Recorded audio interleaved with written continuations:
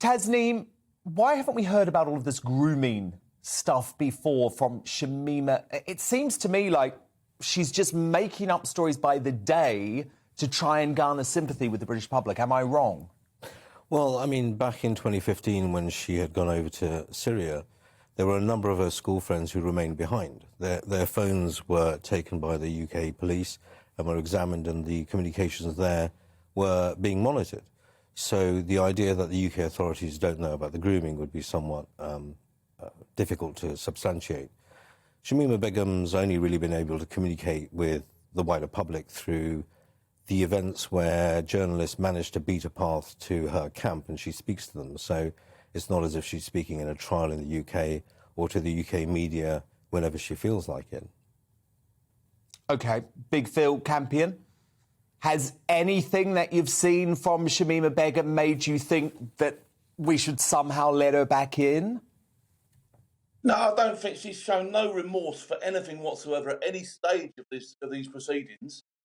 She's never once said she's sorry. She's never once said she wants to be rehabilitated. And I fail to see where in the public interest it lies for her to come back here. I've just failed to see that completely. You've got to ask yourself, is she a threat? Is she a threat? Can she prove she's not a threat? Can we prove she is a threat? Where do we try her? Who's going to be responsible if she does come back here? Where are we going to keep her? You can't just let her loose. I mean, that's tantamount to anybody apologising for being connected to a terrorist organisation. To just come back and go, oh, I'm really sorry. Right, while you lawyers sort it out, I'll just take it easy for a bit. You know, it's a massive one. She needs to stay where she is. She needs to remorse. You know, and if she is to come back at all, it needs to be proven beyond reasonable doubt that she is no threat to the people of this country. And if the laws in place at the moment don't allow that, then the laws need to be changed. And I've said that before. Tasneem, do you understand why Big Phil would say, look, this woman could pose a real threat to us? Well, I understand that Phil may have not followed the entire arc of Shamima Begum's sort of news reporting. So she has said on record that she's sorry and she apologises. So that's factually inaccurate, that she hasn't shown remorse for that. In terms of whether she can come... feel genuine. Well, I mean, the issue is that can I sit here across from you and know what you genuinely feel yourself? Yeah, the issue... Yes, you can. Because I wear my heart on my sleeve and I'm honest right from the start. And if you look at Begum, the first interview that she gave, there was no remorse. And then she realised, oh, that didn't go down well with the British public, so she got a little bit more PR savvy. And each interview, she looks a little bit more Western and she feels a little bit more remorseful in what she says. But I look into her eyes, Tasneem, and I don't believe what she's saying. I don't think that she's telling the truth. To be accurate about it, you look at a television screen and an edited version of what she's saying. Correct. She's gone through the process of a journalist. But I'm a good judge of character, you know. Through 4,000 miles, fair play. But the UK justice system has a process for adjudicating whether or not somebody is genuinely showing remorse, and that's when they give evidence to a jury of their peers.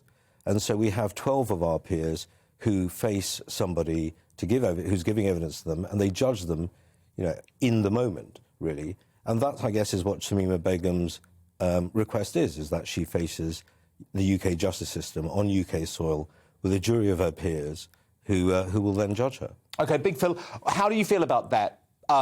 Tasneem says all she wants is to come back and face trial. Shamima Begum is playing the victim here, right? Now, I've been to Syria. I don't know if you've been to Syria or not, but I have been to Syria, okay? No, I haven't. And I've seen the real victims from Syria.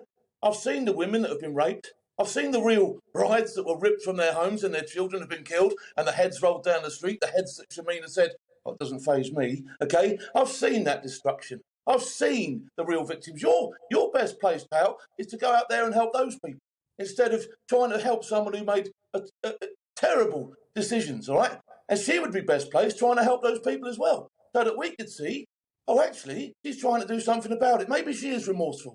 Because at the moment, all you're doing is cashing in, all right? All you're doing is making a load of dough out of this, all right? And all you are really ultimately doing is putting the people of this country at risk by encouraging other people to do the same thing as her and try and come back to this country when they've outwardly stood up against and fought against this country.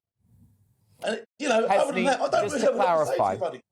Tasneem, just to clarify, You represent the Begum family, don't you? Well, where do they stand? Yeah. What do they want to happen to their relative Shamima? Well, I'd like to address a point first, is that... Yes, go ahead. Campion, he said that I've made dollar out of this, right?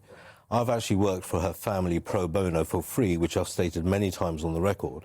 So it's almost defamatory for you to suggest that I've made money out of this when it's on the record that I haven't, specifically.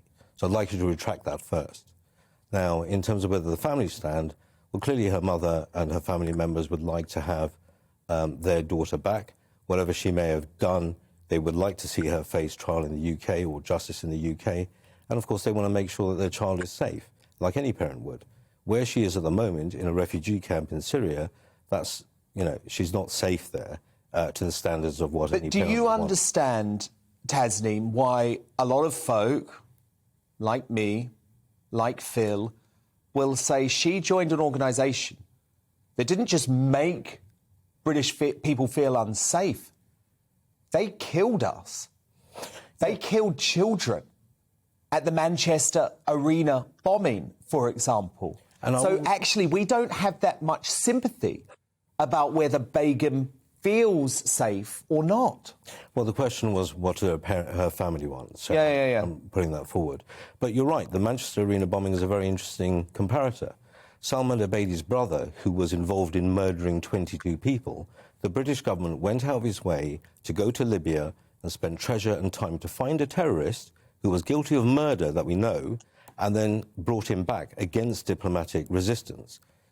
At the same time, we have Shamima Begum, who we don't know is accused of any such crime, and yet the British government is stopping this woman, this young girl, from coming back to the UK. She's not a young girl anymore, is she? Well, she's certainly not a murderer of 22 people who blew up the Manchester Arena, and yet we as a government have gone out of our way to bring him back to UK soil, which is why that comparator doesn't really work. Why is it we have one rule for Shamima Begum, the young woman, and another rule for a murderer who is a male fighter who is now languishing in a prison in the UK? Big Phil? My issue with this as well is whether we have to have an obligation to bring her back or not. What do we do with her when we bring her back? Where does she go? Who foots the bill for that? What are we actually going to do? We can't just bring her back and go, I'll tell you what, just go home until we sort this out, can we? So what do you suggest we do with that? What's your suggestion with that? I mean, Tasneem, we would have to pay for it, run around wouldn't the we? streets. Tasneem, the British taxpayer would have to pay for it. We would have to pay to bring her back. We would have to pay to put her on trial.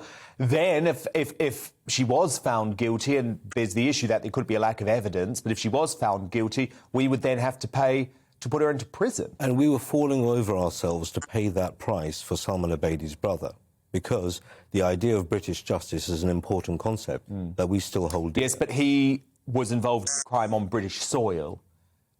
Begum made a choice to go offshore, to join a terrorist organisation offshore. So our point is that she made her choice. So if we're going... We don't need to put her on trial here. We just want her to stay away. So if we're following that line of logic, the counter-terrorism laws should say that if you join a terrorist organisation anywhere, you're committing a crime according to UK law.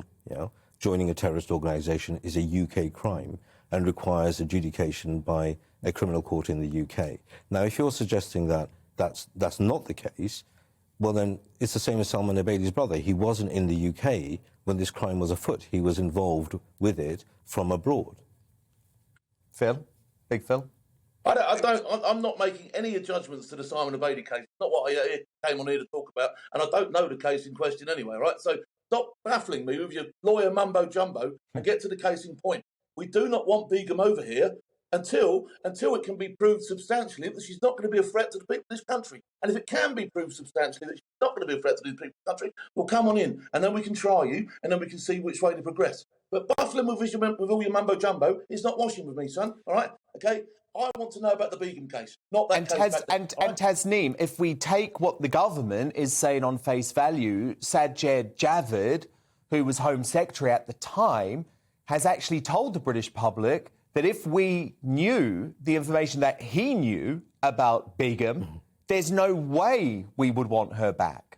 So why should we not trust the former Home Secretary who had access to intelligence that we do not have access to? Well, of course, you're asking the general public to trust a bunch of politicians who quite recently has been suggested that are involved in corrupt practices. So Sajid Javid himself, having had an interest in an AI company, is suggesting that the NHS ought to engage itself with AI practices. So we have our newspapers full of headlines about Tory sleaze and corruption. In the same breath to say we should trust these very same politicians, I'm not suggesting that. I'm suggesting that actually we should trust our judicial system. All this mumbo-jumbo that we talk about is actually the basis of our citizenship. Well, I have to be honest. I trust Sajid Javid more than I trust Shamima Begum. Not saying I trust him on everything, but I trust him more than Begum. But look, I appreciate the debate. Welcome to the GB News YouTube channel. You can watch us live 24 hours a day, catch up on your favourite shows, and join in the conversation in the comments below. Don't forget to subscribe and you'll never miss any of our exclusive content.